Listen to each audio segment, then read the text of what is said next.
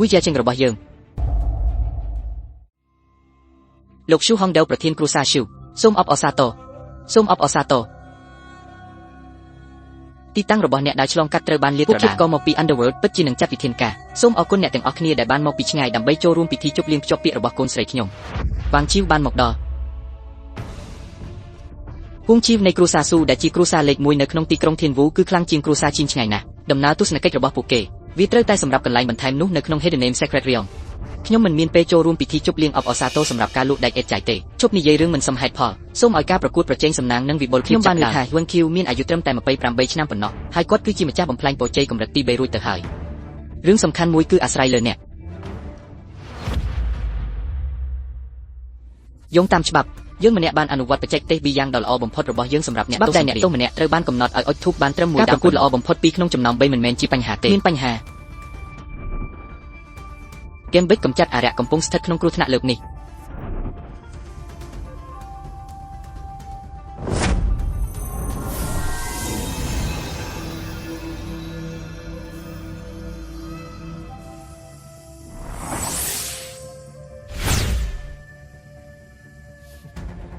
វល់3000ប្រែទៅជាវល់ភ្លើងការចម្រាញ់បានបញ្ចប់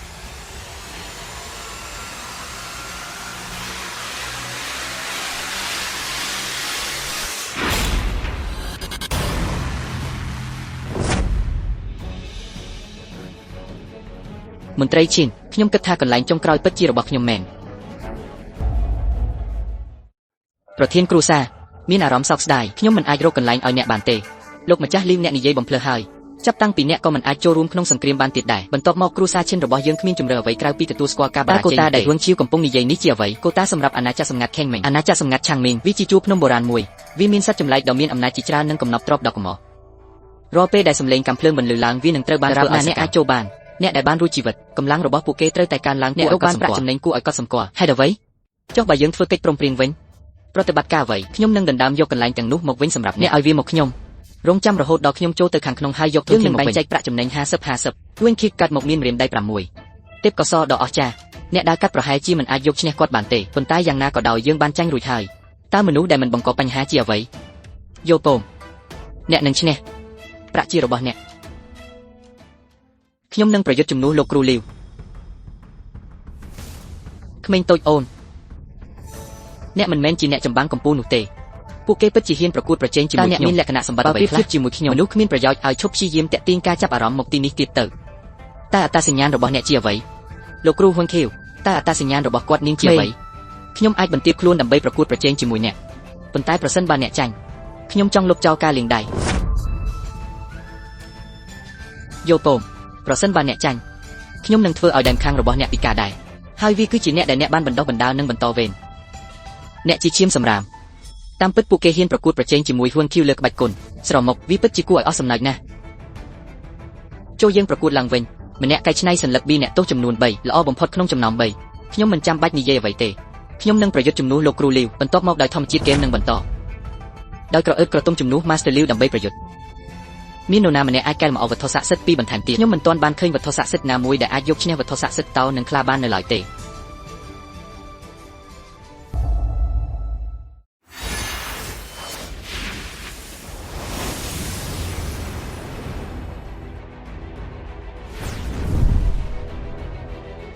វាគ្រាន់តែជាវត្ថុស័ក្តិសិទ្ធិភ្លើងដ៏សាមញ្ញបំផុតតើអាចទៅរួចទេដែលក្មេងនេះគិតថាវត្ថុស័ក្តិសិទ្ធិភ្លើងអាចកម្ចាត់វត្ថុស័ក្តិសិទ្ធិភ្លើងតបានស្រមុកអ្នកពិតជាហ៊ានប្រើវត្ថុស័ក្តិសិទ្ធិភ្លើងដើម្បីវាយប្រហារខ្ញុំមែនទេទេពអប្សរដំបងដែលខ្ញុំបានបង្កើតខ្ញុំនឹងកំដៅដៃរបស់ខ្ញុំតែមិនអាក្រក់ទេហាហាធ្វើពុតក្មេងអ្នកនឹងស្លាប់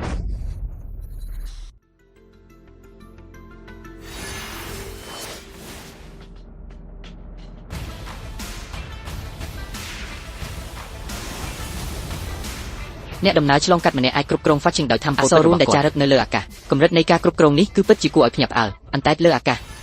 នៅពេលដែលថៃពិតត្រូវបានរំខានឧបទ្ទវហេតុតូចមួយការកែលម្អខួរក្បាលនិងបរាជ័យមានលទ្ធភាពនៃការកាត់ឡើងវិញនៃផលវិបាកនេះគឺជា Talisman ខ្លាខិនទឹកក៏បំផ្លាញខ្លួនដ៏ប៉ិនប្រសប់នៃការបង្ហាញពរជ័យ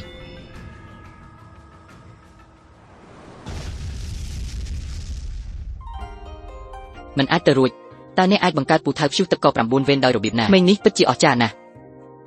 នេះគឺជាពូថៅព្យុះទឹកកក9វេនដែលខ្ញុំបានបង្កើតតើអ្នកមានអ្វីដើម្បីប្រៀបធៀបជាមួយខ្ញុំតើអ្នកអាចធ្វើដូចម្តេចវត្ថុតាំងផ្ទុះទឹកកក9វេននៅខាងក្នុងដាវធំ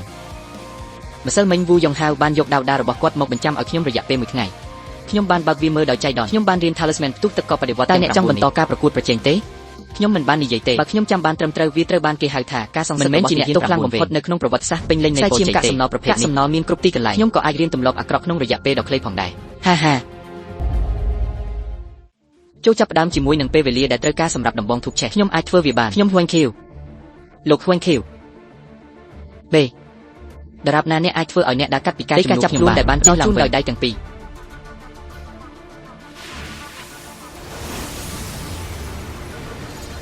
លោកហួងខៀវពេលវេលាកំពុងអស់ហើយលោកហួងខៀវ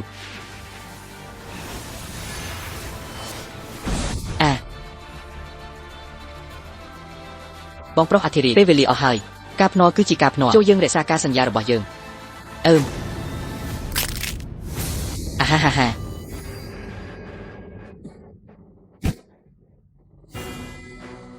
ចាស់ទុំអ្នកគ្រាន់តែរងចាំមនុស្សចាស់គ្មានកង្វល់តើអ្នកអាចពិចារណាលក់ Nine Ice Explosion Talisman របស់អ្នកទៅឲ្យ One Belch របស់យើងបានទេអណ្ដូង50 យ៉នអាហារសម្រន់លំដាប់ខ្ពស់ល្អអាហារសម្រន់លំដាប់ខ្ពស់50មុខនោះជាតម្លៃដ៏អស្ចារ្យមួយវាជាកំហុសរបស់ខ្ញុំដែលខ្វាក់ភ្នែកអ្នកគឺជាទេពកោសល្យពិតរបស់ Fuchuanche លោកគ្រូលីវតាមពិតទៅខ្ញុំមិនសូវដឹងច្រើនអំពីការផ្សព្វផ្សាយសាសនាទេខ្ញុំនឹងត្រូវរៀនពីអ្នកបន្ថែមទៀតនៅពេលអនាគតអ្នកដើរឆ្លងកាត់ថ្ងៃនេះអ្នកបានធ្វើឲ្យហួនខៀវក្រុមគ្រួសាររបស់ពួកគេនឹងមិនទុករឿងនេះចោលទេគេនិយាយថាស៊ូសានជាក្មេងប្រុសឆ្លាតវៃមកពីគ្រួសារស៊ូគឺជាសិស្សរបស់និកាយហួងតាវគាត់ក៏បានស្ទាត់ជំនាញដាវថ្នាក់លឿងកម្រិតខ្ពស់ចំនួន3ផងដែរសម្រាប់មនុស្សសាមញ្ញការស្ទាត់ជំនាញសំបីតែមួយក៏ធ្វើឲ្យពួកគេលេចធ្លោក្នុងចំណោមមិត្តភ័ក្តិរបស់ពួកគេដែរលើពីនេះទៅទៀតគាត់បានឈានដល់កម្រិតល្អឥតខ្ចោះរួចហើយនៅក្នុងវិញ្ញាសាទាំង3អ្នកនេះទំនងជានឹងបង្កបញ្ហាជាច្រើននៅពេលអនាគតអូយអស្ចារ្យមែនសិស្សថ្មីផ្លាស់ប្ដូរនឹងរៀនសូត្រពីគ្នាទៅវិញទៅមកគាត់គឺជាលេខ1នៅពេលនោះគាត់បានយកឈ្នះខ្ញុំក្នុងចលនាមួយដោយអំណាចខ្លាំងបំផុតរបស់គាត់ខូចខើញាក់សាច់តើអ្នកចង់មានន័យយ៉ាងណាដោយសួរអ្នកដើរកាត់ដោយផ្អែកលើបទពិសោធន៍របស់ខ្ញុំជាមួយសិល្បៈតាលីស្មេងគ្មាននរណាម្នាក់អាចរៀនបច្ចេកទេសតាលីស្មេងកម្រិតទី3ក្នុងរយៈពេល1យប់បានទេវាហាក់ដូចជាគ្រូសាឈិនហៀបនឹងឡើងកាន់អំណាចហើយលោកគ្រូទេអ្នកដំណើរឆ្លងកាត់គ្រាន់តែជាអ្នកទោសសង្គ្រាមថ្នាក់ទី3ប៉ុណ្ណោះចង់ធ្វើឲ្យគ្រូសាឈិនរីកចម្រើនតើនោះមិនមែនជាការបំភ្លើសបន្តិចទេគាត់មិនមែនជាគ្រូបង្វឹកឆ្លើយសឹកកម្រិតទី3តតែសោះអ្វីទេ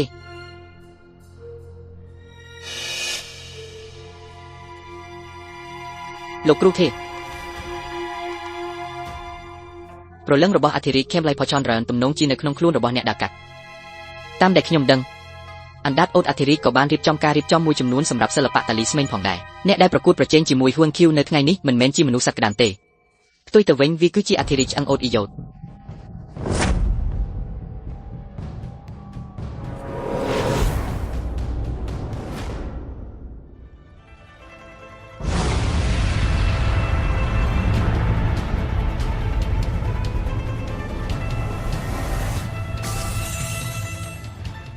ស្មៅភ្លើងត្រូវបានប្រមូលស្មៅដែកខ្មៅនៅតែបាត់ខ្ញុំអាចវាយប្រហារបានតែដែកថែបនិងដែកអ៊ីណុកនៅពេលនោះគាត់ប្រហែលជាអាចបណ្ដុះលេខាធិការ Tyrannosaurus បានយ៉ាងពេញលេញលើសពីនេះក្បាច់គុណទី2គឺ Dragon Roar Shadow Step ពេលដែលអ្នកដាំដុះវារួចអំណាចប្រយុទ្ធប្រកាសជានឹងត្រូវបានលើកកម្ពស់ដល់កម្រិតមួយផ្សេងទៀត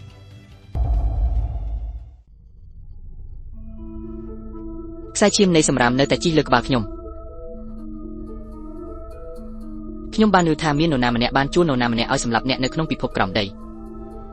ខ្ញុំនឹងបន្ថែមចំនួនទឹកប្រាក់មួយទៀតខ្ញុំនឹងធ្វើឲ្យប្រកាសថាអ្នកស្លាប់ដោយគ្មានកន្លែងបញ្ចុះศพស្រមុកតាត្រឡប់ទៅគ្រួសារអ៊ូវិញហេតុអ្វីនេះជាទេសរបស់កូនប្រសាររបស់មនុស្សចម្លែករបស់យើងឈួតអ្នកបើអ្នកដើរកាត់មិនចង់ស្លាប់ទេប្រញាប់បញ្ជូនពួកគេមកខ្ញុំវិញ